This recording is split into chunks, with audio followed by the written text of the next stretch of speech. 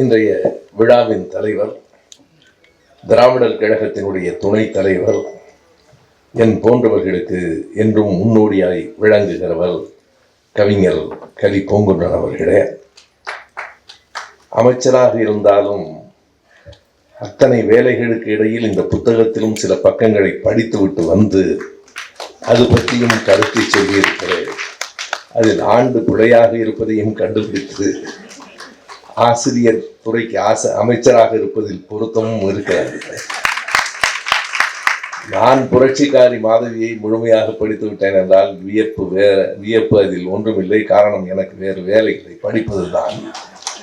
அமைச்சராக இருந்து கொண்டும் படித்து அதை பற்றி பேசி அமர்ந்திருக்கிற மாண்புமிகு அமைச்சர் அன்பில் அவர்களே, இந்த விழாவை இத்தனை சிறப்பாக நடத்தி கொண்டிருக்கிற நன்னன் குடியினரே, பார்வையாளர்கள் வரிசையில் அமர்ந்திருக்கிற ஐயா அமிர்தம் உள்ளிட்ட பெருமக்களே, அனைவருக்கும் என் அன்பு வணக்கம். புரட்சிக்காரி காப்பியம் மாதவியை பற்றி நான் இலக்கிய நூலை பேசுகிறேன் என்று சொன்னதற்கு ஒரு காரணம் உண்டு. இயல்பாக நான் பெரியாரினுடைய தொழிலாளர் நூலை தான் தேர்ந்தெடுத்திருக்க வேண்டும். சிலப்பதிகாரம் பற்றி பேசுகிறேன் என்று சொன்னதற்கு ஒரே ஒரு காரணம், இப்போதெல்லாம் எப்போதும் நான் அரசியல் தான் பேசிக் கொண்டிருக்கிறேன். எனவே எப்போதாவது இலக்கியம் பேசலாம் என்கிற அந்த ஆர்வத்தில் தான் அதனை ஏற்றுக்கொண்டேன். ஆனாலும் அந்த நூலுக்குள் புகுவதற்கு முன்பு பேராசிரியர் ஐயா நன்னன் அவர்களை பற்றி சில வரிகளை நான் சொல்ல வேண்டும். இங்கே என்னை அறிமுகப்படுத்துகிற நேரத்தில் அம்மா வேண்மாள் அவர்கள் புரியும்படி சொல்கிறவர் என்று சொன்னார். புரியும்படி சொல்வதில் ஐயா நன்னன் அவர்களுக்கு இணையாக எவரையும் பார்க்க முடியாது. எந்த ஒன்றையும் புரியும்படியும் நெஞ்சில் பதியும்படியும் சொல்லுகிற ஆற்றலை பெற்றவர். அவருடைய பிறந்த நாள், பிறந்த மாதம், பிறந்த ஆண்டு என்னால் மறக்கவே முடியாது. அதற்கும் அவர் சொல்லிக் கொடுத்த விதம்தான் காரணம். ஒரு முறை ஐயாவோடு பேசி கொண்டிருக்கிற போது நான் இப்படி கேட்டேன், உங்கள் வயது என்ன என்று சட்டென்று கேட்டுவிடக்கூடாது.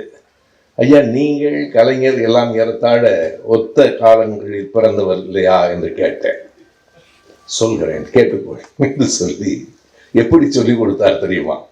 1921 நாவலர், 22 பேராசிரியர், 23 நான், 24 கலைஞர். மறக்க முடியுமா? அந்த வரிசைப்படுத்தி கலைஞருக்கு ஓராண்டு முன்னால் பிறந்த பேராசிரியர் ஐயா நன்னன் அவர்கள் கலைஞருக்கு ஓராண்டு முன்னால் இறந்து விட்டார். அவருடைய பிறந்த மாதம் நாளும் நான் மறக்க முடியாது. அதற்கும் ஒரு காரணம் உண்டு. நான் கூட்டத்தில் ஏற்கனவே சொல்லி இருக்கிறேன். 2015 ஆண்டு மே மாத இறுதியில் என்னை ஐயா அழைத்து தொலைபேசியில, தம்பி ஜூலை 30 குறித்து கொள்ளுங்கள், என் பிறந்த நாள் விழா இருக்கிறது, வந்துவிட வேண்டும் என்று சொன்னார். நான் சொன்னேன், ஐயா நான் ஜூன் மாதத்தில் வெளிநாட்டுக்கு போகிறேன் பிள்ளைகளை பார்ப்பதற்காக, ஜூலை 30 நான் சென்னையில் இருக்க மாட்டேனே என்றேன். பொதுவாக இந்த விடைக்கு யார் ஒருவரும் என்ன சொல்வார்கள் என்றால், அப்படியா, பரவாயில்லை. ஆனால் ஐயா அப்படி சொல்லவில்லை. அப்படியா, இந்த ஜூலை 30 நீங்கள் தமிழ்நாட்டில் இல்லையா, ஆகட்டும், அடுத்த ஜூலை 30 குறித்துக் கொள்ளுங்கள், 93வது பிறந்த நாளுக்கு வந்து விடுங்கள். அப்போது அவர் அழைத்தது 92வது பிறந்த நாளுக்கு. நீங்கள் எண்ணி பாருங்கள், 70 வயதை தாண்டுகிற போதே எல்லோரும் இன்னும் எத்தனை நாள் என்று தெரியவில்லை என்கிறார்கள்.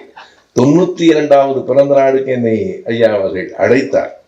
நான் வர இயலாது என்று சொன்னபோது, சரி அடுத்த ஜூலை 30 இப்போதே குறித்துக் கொள்ளுங்கள், 93வது பிறந்த நாளுக்கு வந்து விடுங்கள் என்றார்.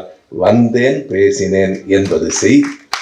2016 ஜூலை 30 நான் இதே அரங்கில் ஐயா அவர்கள் இருக்கிற போதும் பேசினேன். 17 ஐயா அவர்கள் மறைந்து விட்டார்கள். எனவே எந்த ஒன்றையும் எப்படி சொல்ல வேண்டும் என்பதில் அவருக்கு இணையாக ஒருவரை சொல்ல முடியாது.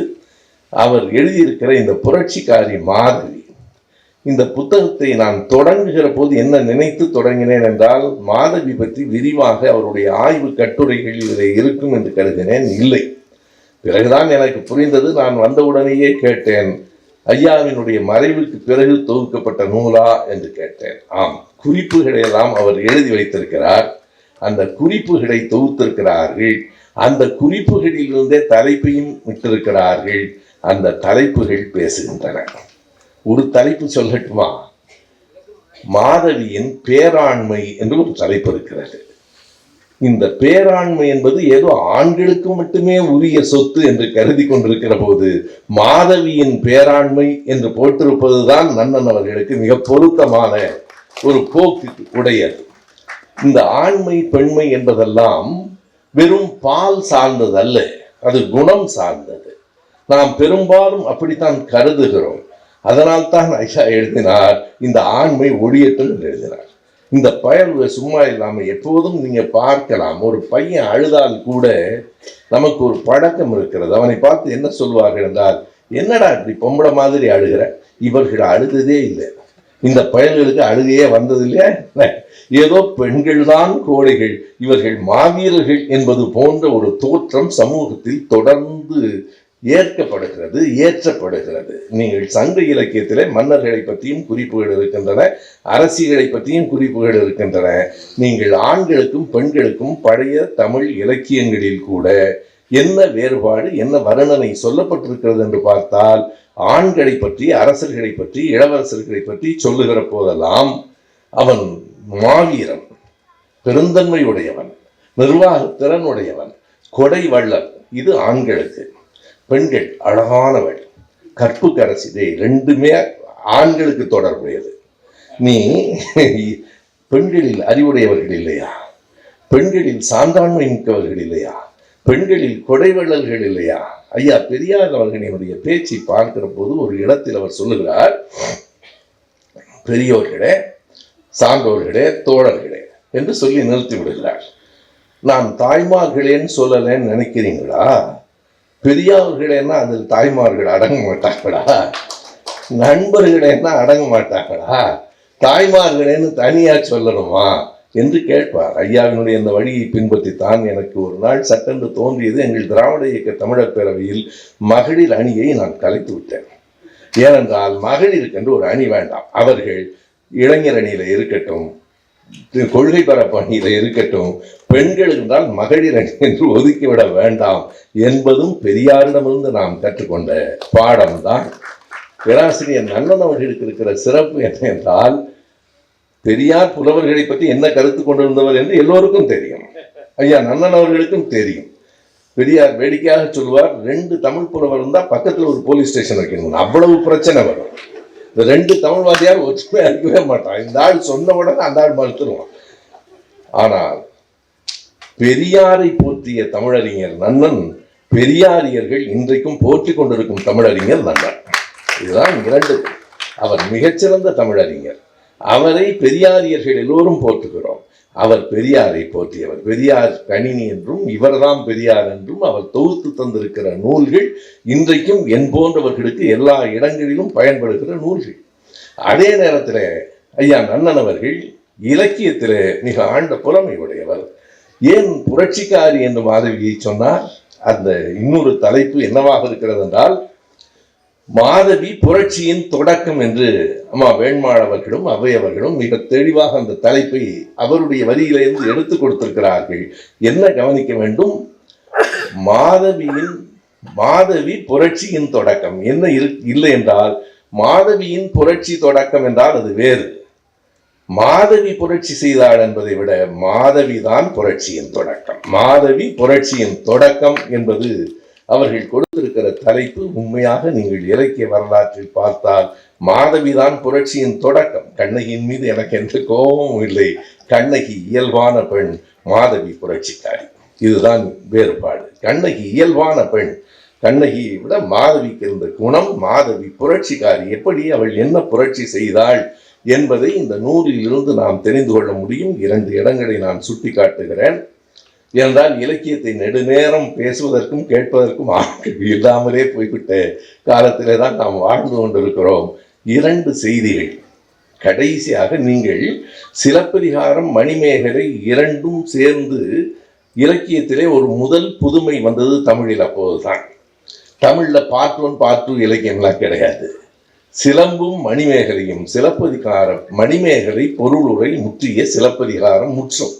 சிலப்பதிகாரம் இந்த ஆங்கில படங்கள்லாம் நாட் கோயட்டன்னு போடுவான் பாருங்க, அதே மாதிரி இப்போ தமிழ்லையும் நிறைய வந்துருச்சு. அடுத்தது 2வது பாகம் தொடரும் என்று சிலப்பதிகாரம் மணிமேகலை இதனுடைய 2ஆம் பகுதி என்று சொல்லி முடிகிறது. சீத்தலை சாத்தனாரும் இளங்கோவடிகளும் பேசிக்கொண்டுதான் சாத்தனார் தான் இதை எழுதியிருக்க வேண்டும். சாத்தனார் இடத்திலே தான் வேடவர்கள் அந்த கதையை சொன்னார்கள்.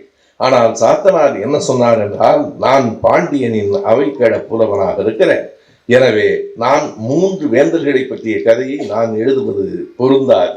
இந்த நூல் இருக்கிறதே, இந்த இலக்கியம், இந்த காப்பியம், இது முடிகிழு வேந்தர் மூவருக்கும் உரியது. யார் எழுதலாம்? துறவிக்கு வேந்தன் துரும்பாகலில் அடிகள் நீரே அருளுக என்று சொன்னதுதான் சிலம்பு. யார் மன்னனை பற்றி கவலைப்பட மாட்டான்? துறவிக்கு வேந்தன் துரும்பு. எவனுக்கு ஆசை இல்லையோ, எவனுக்கு பற்று இல்லையோ, எவன் துறவு மனம் கொண்டவனோ அவன் எல்லாவற்றையும் எடுத்துரைக்கவும் முடியும், இடித்துரைக்கவும் முடியும். நீங்கள் எழுதியிருக்கிற கொடுத்திருக்கிற அந்த கதைக்கான தலைப்பு போலவே. எனவே அடிகள் நீரே அருளுக என்று சொன்னதற்கு பிறகு இளங்கோவடிகள் எழுதுகிறார், இந்த சிலப்பதிகாரத்தை நாம் எப்படி பார்க்க வேண்டும் என்றால், 19ஆம் நூற்றாண்டின் மத்தியிலே ஆங்கிலத்திலே ஒரு நூல் வந்தது. இன்றைக்கும் உலக புகழ் பெற்ற நூல் அது. சார்ல்ஸ் டிக்கன்ஸ் எழுதியிருக்கிற எ டேல் ஆஃப் 2 சிட்டிஸ், 2 நகரங்களை பற்றிய கதை. எ டேல் ஆஃப் 2 சிட்டிஸ். நான் எண்ணி பார்க்கிறேன், 2000 ஆண்டுகளுக்கு முன்பே தமிழன் எ டேல் ஆஃப் 3 சிட்டிஸ் எழுதியிருக்கிறான். அதுதான் சிலப்பதிகாரம்.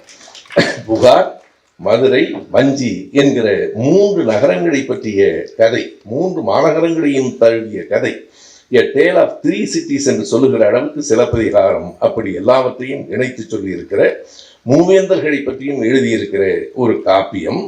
அந்த சார்ல்ஸ் டிக்கன்சனுடைய புத்தகத்தினுடைய தொடக்கத்தை, அந்த வரிகளை நான் எண்ணி பார்க்கிறேன், அதுவும் சிலம்புக்கு பொருந்தும். அப்படி ஒரு அழகான தொடக்கத்தை வேறு நூல்களில் பார்க்க முடியாது. எ டேல் ஆஃப் 2 சிட்டிஸில் டிக்கன்ஸ் சொல்லுவான், அந்த காலம் எப்படிப்பட்டது? It was the best of times. அடுத்த வரி, முதல் வரியை படித்ததோடு நின்று விடாமல் அடுத்த வரியை படித்தால் நேர் முரணாக, it was the best of times, it was the worst of times. It was, அவன் அடுத்த வரியிலே பாருங்கள், it was the age of wisdom, it was the age of foolishness, இட் was the season of light, it was a season of darkness, we had everything before us, we had nothing before us. இதுதான் அந்த நூலினுடைய தொடக்கம். ஒரு காலகட்டம் எத்தனை குழப்பமாக இருந்தது என்பதை சார்லஸ் டிக்கன்ஸ் சொல்லுகிறார். எப்படி இருந்தது? எல்லாம் இருப்பது போலவும் தோன்றுகிறது, எதுவும் இல்லாதது போலவும் இருக்கிறது. இது அறிவின் வெளிச்சம் கூடுதலாக இருக்கிற காலம் மாதிரி தெரிகிறது, இருட்டு சூழ்ந்து இருக்கிற காலமாகவும் தெரிகிறது. அது ஒரு குழப்பமான காலகட்டம். 19ஆம் நூற்றாண்டில் பாரிஸ் என்கிற ஊரையும் லண்டன் என்கிற நகரத்தையும் இரண்டையும் சேர்த்துத்தான் எ டேல் ஆஃப் 2 சிட்டிஸ் என்று எழுதினான். ஆனால் 2000 ஆண்டுகளுக்கு முன்பு தமிழகமும் அதே மாதிரி குழப்பமான நிலையில் இருந்தது. சிலப்பதிகாரத்தினுடைய காலம் எது என்று பார்த்தால், திருக்குறளுக்கு பிந்திய காலம். திருக்குறளின் காலம் கிமு 31 தானா என்பதை உறுதியாய் சொல்ல முடியவில்லை. ஆனால் சிலம்புக்கு முந்தியது என்பதற்கு எல்லா சான்றுகளும் இருக்கின்றன. மணிமேகலையிலே குறள் மேற்கோளாக காட்டப்படுகிறது. சிலம்பும் மணிமேகலையும் ஒரே காலம் என்பதற்கு அதனுடைய பதிகமே அதற்கான விடையை சொல்லுகிறது. அந்த சிலப்பதிகாரத்திலே கண்ணகிக்கு சிலை எடுக்கிற போது 2ஆம் கயவாகு மன்னன் வந்திருந்தான் என்று குறிப்பு இருக்கிறது. 2ஆம் கயவாகு மன்னன் கிபி 2ஆம் நூற்றாண்டை சேர்ந்தவன் என்று இலங்கையினுடைய மகாவம்சம் என்கிற வரலாற்று நூல் சொல்லுகிறது. எனவே 2ஆம் நூற்றாண்டுக்கு முந்தியவர் திருவள்ளுவர், முந்திய நூல் திருக்குறள். நல்லது. 2ஆம் நூற்றாண்டு எப்படி இருந்தது? நீங்கள் எண்ணி பாருங்கள். சங்ககாலம் எத்தனை தெளிவான பாடல்களை கொண்டிருக்கிறது. சங்க காலத்திலே இதை போல குழப்பமான பல்வேறு மதங்களை கொண்ட சிக்கல்கள் ஏதும் சொல்லப்படவில்லை. கடவுள் நம்பிக்கை இருந்திருக்கலாம், மத நம்பிக்கை இருந்திருக்கலாம், ஆனால் மத மோதல்களிலே அத்தனை மத மோதல்களும் சிலம்பு மணிமேகலை காலத்திலே வந்துவிட்ட காரணத்தாலே தான் ஒட்டிய சமயத்து உருபொருள்வாதிகள் பட்டி மண்டப பாங்கறிந்தேறினர் என்று நாம் திரும்ப திரும்ப சொல்லுகிறோமே. எல்லா சமயவாதிகளும் ஒரே மேடையில வாதிட்டார்கள். நல்லது. அப்படியானால் பல்வேறு சமயங்கள் அந்த காலகட்டத்தில் இருந்திருக்கின்றன. பல்வேறு சமயங்கள் இருந்திருக்கின்றன என்பது சிக்கல் இல்லை. பல்வேறு சமயங்களுக்கு இடையிலே மோதல்கள் இருந்திருக்கின்றன. இன்றைக்கும் ஒன்றை நாம் கவனிக்கலாம். சாதிகளே கூடாது என்பதுதான் நம்முடைய நோக்கம். சாதி, மொழி, மதம் என்று 3 எடுத்துக்கொண்டால், மொழி என்பது இயற்கையானது. மொழி இல்லாமல் நம்மால் வாழ முடியாது. சில பேர் கேட்கிறார்கள், வாய் பேச முடியாத மாற்றுத்திறனாளிகள் மொழி இல்லாமல் வாழ்கிறார்களே என்று. இல்லை இல்லை, பேசுவதில் மட்டும் மொழி இல்லை, சிந்தனையிலேயே மொழி இருக்கிறது. எவன் ஒருவனும் மொழியின் மூலமாகத்தான் சிந்திக்கிறான். மொழி இல்லாமல் நம்மால் வாழ முடியாது. மொழி இயற்கையானது, மதம் இடையில் வந்தது. மொழியை நாம் தீர்மானிக்கவில்லை. என் தாய்மொழி என்ன என்று நாம் தீர்மானிக்கவில்லை. நான் எந்த ஊரில் பிறக்க வேண்டும் என்று நான் தீர்மானிக்கவில்லை. எந்த குடும்பத்தில் பிறக்க வேண்டும் என்று கூட நான் தீர்மானிக்கவில்லை. இது இயற்கை. நான் தமிழ் மொழியை தாய்மொழியாய் கொண்டதும் தமிழனாய் இருப்பதும் இயற்கை. மதம் என்பது அப்படி இல்லை. மதம் நான் தேர்ந்தெடுத்தது, எனக்கு விருப்பம், என் நம்பிக்கை. அல்லது இங்கே இருக்கிற பல கருப்பு சட்டைகளை போல மதம் மீது நம்பிக்கை அற்றவர்கள். நம்பிக்கை கொள்ளலாம், நம்பிக்கை அற்றும் இருக்கலாம். எனவே மொழி இயற்கை, மதம் தேர்வு, சாதி பொய். இதை அடிப்படையாக சாதி பொய் என்பதோடு நின்றிருந்தால் சிக்கல் இல்லை. சாதி கொலைகளுக்கு அடிப்படையாக இருக்கிறது. இன்றைக்கும் தமிழ்நாட்டில் நடந்து கொண்டிருக்கிற நம்முடைய ஆட்சிக்கும் ஒரு அவப்பெயரை தேடி தருகிற இந்த சாதி என்பது வெறியாக மாறி 21 வயது இளைஞன், 24 வயது இளைஞன் கையில் அருவாளை எடுத்து தன் தங்கையை ஒருவன் மற்ற ஜாதியை சார்ந்தவன் காதலிக்கிறான் என்பதற்காக வெட்டுகிறான் என்று சொன்னால் இது ஒரு காட்டுமிராண்டி சமூகமாக இன்னமும் இருக்கிறது என்றுதான் தோன்றுகிறது. சாதிதான் அறிவாள். அவன் கையில வைத்திருந்தது அறிவாள் அல்ல, அவன் கையில வைத்திருந்ததுதான் சாதி. சாதிதான் அவனை வெட்டுகிறது. சாதியை, அறிவாளை தூக்கி போடுங்கள் என்பதை விட சாதியை தூக்கி போடுங்கள் என்று மக்களிடத்திலே சொல்ல வேண்டிய கடமை அரசுக்கு கூடுதல் பொறுப்பு இருக்கலாம். நம் அத்தனை பேருக்கும் பொறுப்பும் கடமையும் இருக்கிறது. சாதிக்கு எதிரான பரப்புரையை நாடு முழுவதும் கொண்டு செல்ல வேண்டிய கட்டாயத்தில் நாம் இருக்கிறோம்.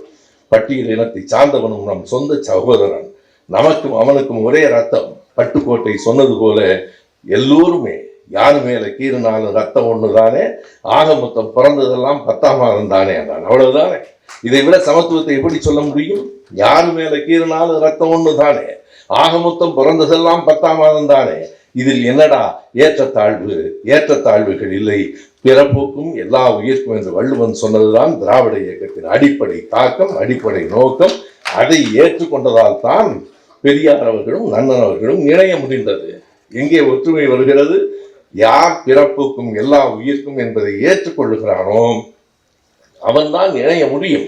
கடவுள் பற்றிய செய்தியில் கூட ஐயா பேராசிரியர் நன்னன் அவர்கள் எனக்கு சொல்லிக் கொடுத்த ஒரு செய்தி இப்போதும் எனக்கு நினைவிருக்கிறது. எந்த ஊரில் என்பதும் நினைவிருக்கிறது. பொன்னேரிக்கு பக்கத்தில், திருவள்ளூர் மாவட்டம் பொன்னேரிக்கு பக்கத்திலே ஒரு கிராமத்திலே ஐயாவோடு சேர்ந்து நானும் பேசுவதற்காக சென்றிருக்கிறேன். அப்போது இப்படி இல்லை, இன்னும் வேகமா எப்படி சாதி எதிர்க்கிறேனோ அப்படி கடவுள் இல்லை என்று பேசிக் கொண்டிருந்த நேரம். இன்றைக்கும் கடவுள் இல்லை, இல்லவே இல்லை என்பதுதான் நம் அடிப்படையான நோக்கம். ஆனால் மக்களிடத்திலே போய் சொல்லுகிற போது அப்படி சொல்லாதீர்கள். கடவுள் இல்லை என்றால் இங்கே வந்திருக்கிற கிராமத்து மக்கள் எல்லாம் நம்மை பகை மாதிரி பார்ப்பான், இப்படி சொல்லுங்கள் என்றார். எப்படி என்றேன். ஐயா பேசும்போது சொன்னார், தம்பி இப்படி பேசிட்டாரேன்னு கோவப்படாதீங்க. அவர் கடவுள் இல்லையேன்னு கோவப்படலை, கடவுள் இல்லை என்று சொல்லி கோவப்படலை, கடவுள் இல்லையேன்னு வருத்தப்படுறாரு. அது எவ்வளவு வேறுபாடு. கடவுள் இல்லையேன்னு வருத்தப்படுறாரு. கடவுள் இருந்தால் நல்லவனையெல்லாம் காப்பாற்றுவார் இல்லைங்க, கடவுள் இருந்தா கெட்டவனுக்கு எல்லாம் தண்டனை கொடுப்பார் இல்லைங்க. இப்ப எல்லாம் மாத்தி நடக்குது இல்லைங்க. அவர் கேட்ட கேள்வி கெட்டவெல்லாம் நல்லா இருக்கான். எனவே இது வள்ளுவன் காலத்திலிருந்து அவ்விய நெஞ்சத்தான் ஆக்கமும் செவ்வியான் கேடும். வள்ளுவன் சொன்ன அந்த வரி 2000 ஆண்டுகளுக்கு முன்னால் அவ்விய நெஞ்சத்தான் ஆக்கமும், நெஞ்சமெல்லாம் வஞ்சனை கொண்டவன் நன்றாக இருப்பதும், செவ்வியான் கேடும், நேர்மையானவன் தாழ்ந்திருப்பதும் ஏன் என்று கேட்டார். நன்னன் அவர்கள் சொன்னார், இந்த கடவுள் இருந்தால் இப்படி நடக்குங்களான்னு கேட்டார். எனவே கடவுள் இல்லையேன்னு வருத்தப்படுறோம். அப்படி சொல்லும்போது என்ன வேடிக்கை என்றால், நான் சொல்லும்போது உருன்னு உட்கார்ந்துருந்தாங்க. கடவுள் இல்லையேன்னு வருத்தப்படுறோம்னா அந்த மக்கள்லாம் கை தட்டிட்டாங்க. எனவே எதை எப்படி சொல்ல வேண்டும், எங்கே எதை சொல்ல வேண்டும் என்பதில் மிக தேர்ந்தவர். ஆகையினாலே தான் இந்த சிலப்பதிகாரத்தை அவர் அடுக்கி காட்டுகிற அழகு. மாதவியை பற்றி 2 செய்திகள் இந்த நூலிலிருந்து எடுத்து சொல்லிவிட்டு நான் விடைபெறுகிறேன். ஒன்று, மாதவி கோவலனுக்கு எழுதிய கடிதம். அத்தனை நாகரிகமான அப்படி ஒரு கடிதத்தை எழுத முடியுமா என்று நினைக்கிற கடிதம். 6 வரிகள். 6 வரிகள் இலக்கிய வரிகள் அல்ல, வரலாற்று வரிகள். தன்னை விட்டு கோவலன் பிரிந்து போய்விட்டான். அப்போது மாதவி கோவலனுக்கு ஒரு கடிதம் எழுதுகிறார். அந்த கடிதத்தை தூதுவர் மூலம் அனுப்புகிறார். அந்த கடிதம் எப்படி தொடங்குகிறது? அடிகள் முன்னர் யானடி வீழ்ந்தேன், வடியா கிழவி மனக்குழல் வேண்டும், குறவர்மணி என்றியும் குலப்புற பாட்டியோடு இரவிடை கடிதற்கு என்புடை பறியாது கையறு நெஞ்சம் கடியல் வேண்டும் பொய்தீர் காட்சி பொறையோய் போட்டு. இதுக்கு பொருள் எல்லாம் சொல்லிட்டு இருக்க வேண்டாம். அது மறுபடியும் தமிழ் உள்ள ஆசிரியராக நான் வேலை பார்த்து வேலை தொலைச்சிருக்கேன். மீண்டும் இதால் இருந்தால் அதே வேலைக்கு போயிட்டானோன்னு தோணும். அது அல்ல. இந்த 6 வரிகளின் செய்தி இவ்வளவுதான். உங்களை நான் போற்றி வணங்குகிறேன். இந்த கடிதத்தில் ஏதும் குறை இருந்தால் மன்னித்துக் கொள்ளுங்கள். நீங்கள் உங்கள் பெரியவர்களுக்கு குறவர் பணி அன்றியும் உங்களை பெற்றவர்களுக்கு பணியாற்றாமல் இந்த இரவு நேரத்தில் உங்கள் மனைவியையும் அழைத்து கொண்டு போவதற்கு எந்த வகையில் நான் குற்றவாளி என்று எனக்கு தெரியவில்லை. என்னை நீங்கள் மன்னித்தர வேண்டும் என்று எழுதுகிற அந்த கடிதத்தை படித்துவிட்டு கோவலன் சொல்லுவான், அவள் குற்றமற்றவள், நான் தான் தவறு செய்தேன். தான் தவறு செய்திருக்கிறேன் என்பதை கோவலன் உணர்ந்த இடம். அதற்கு பிறகு கோவலன் செய்த அடுத்த செயல் இருக்கிறது. இந்த கடிதத்தில் ஒரு எழுத்தை கூட மாற்றாமல் அப்படியே கொண்டு போய் என் பெற்றோரிடம் கொடு என்று சொன்னான். காதலி காதலனுக்கு எழுதிய கடிதமாகவும் இருக்கிறது, ஒரு பிள்ளை பெற்றோருக்கு எழுதிய கடிதமாகவும் அது இருக்கிறது. மறுபடியும் எண்ணி பாருங்கள். அதை அப்படியே பெற்றோர் படிக்கிற போது கோவலனிடமிருந்து வருகிறது, அடிகள் முன்னர் யானடி வீழ்ந்தேன், படியா கிழவி மனக்குழல் வேண்டும், உங்களை வணங்குகிறேன். இந்த கடிதத்தில் ஏதும் குற்றம் இருந்தால் நீங்கள் மன்னிக்க வேண்டும்.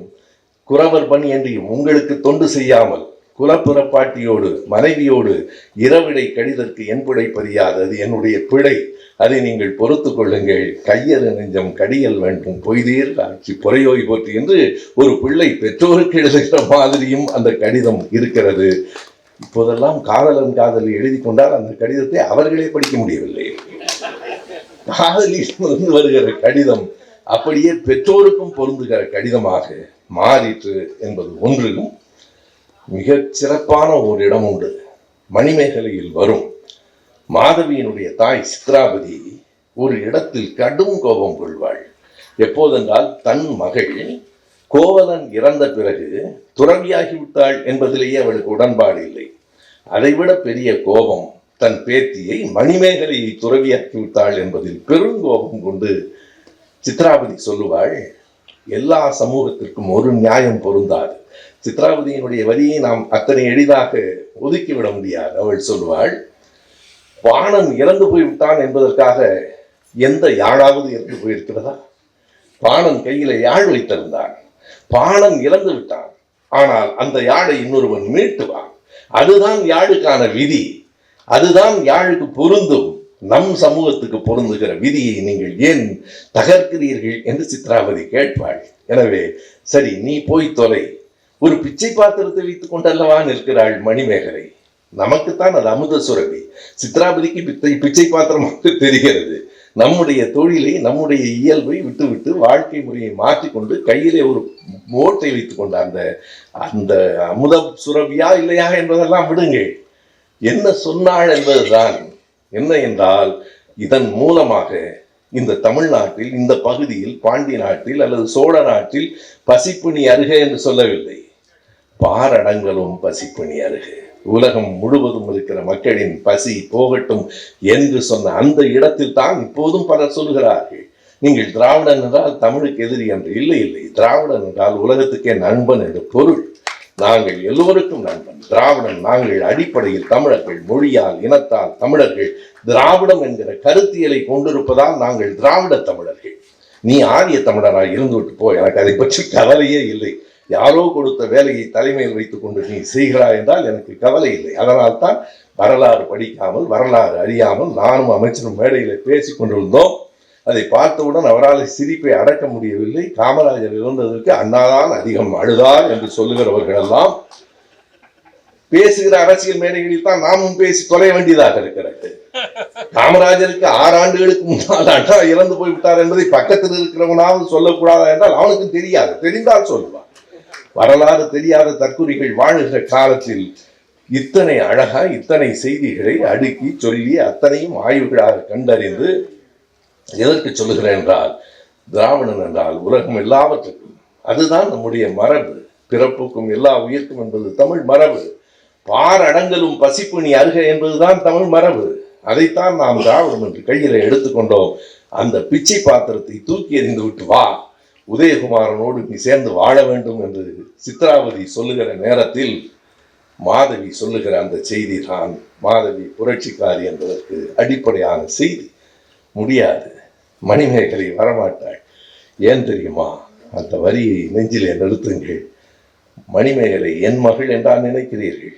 மாபெரும் பத்தினி கண்ணகி மகள் மணிமேகலை என்று சொன்னவள் மாதவி. மாபெரும் பத்தினி கண்ணகி மகள் மணிமேகலை. அவள் என் மகள் அல்ல, கண்ணகியின் மகள். எனவே அவளை நீ மறுபடியும் இந்த இடத்திற்கு இழுத்து வராதே என்று சொன்ன மாதவி ஒரு புரட்சிக்காரி. அது மட்டுமல்ல, மாதவி புரட்சியின் தொடக்கம் என்றால் என்ன பொருள் தெரியுமா? மாதவிதான் உண்மையான புரட்சி தலைவி. நான் வேறு யாரை பற்றியும் விமர்சனம் செய்கிறேன். மாதவிதான் உண்மையான புரட்சி தலைவி. பிள்ளைகளுக்கு மாதவி என்று பெயர் சூட்டுங்கள். மாதவியின் புகழ் நிலைக்கட்டும். மாதவி வாழ்ந்து காட்டியவள். எப்போது இணக்கமாக இருக்க வேண்டுமோ அப்போது இணக்கமாக இருந்தவள். எப்போது கோவலன் தவறாக பாடினானோ அப்போது எதிர்பார்த்து பாடியவள். கங்கையை புணர்ந்தாலும் புலவாத காவிரி என்று சொன்னான். கங்கையோடு உறவு வைத்துக் கொண்டாலும் காவிரிக்கு கோபம் வராது. அதுதான் காவிரிக்கு அழகு என்று கோவலன் சொல்லும்போது அது அழகில்லை. ஆடவன் ஒழுங்காக இருந்தால் பெண்ணும் ஒழுங்காக இருக்க மாட்டாள் என்று திருப்பி சொன்னவள் மாதவி. எனவே சமூகத்தில், தன்னுடைய வாழ்வில், தன்னுடைய சிந்தனைகளில், எதிர்கால போக்கில் ஒரு மாதவி புரட்சிக்காரி, உண்மையான புரட்சி தலைவி மாதவி. அந்த புரட்சி தலைவியை போற்றுவோம். நன்றி, வணக்கம்.